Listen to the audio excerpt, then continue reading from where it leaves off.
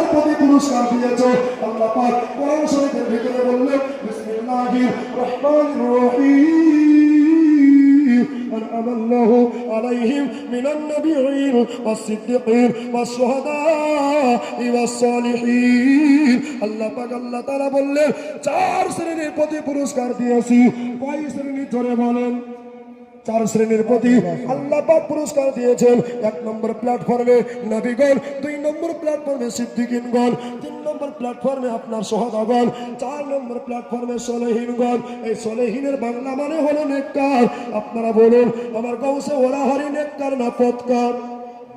যদি হন নেককার নিশ্চিত রয়েছে তিনার প্রতি আল্লাহর পুরস্কার জোরে বলেন এই সোনা মানিকেরা আমার আব্বাজান ভাইজানেরা আপনাদেরকে বলতে চাই আজকে আমরা আলিমপুর দরবার মনে বড় আশা মনে বড় বাসনা নিয়ে এসেছি বাবা বুখারী শরীফের হাদিস ইন্নামা আমালু বিন্নিয়াত নিয়ত যার যেমন হবে তার ফল সে তেমন পাবে নিয়তের উপর সবকিছু নির্ভর করে বাবা গো মহব্বত নিয়ে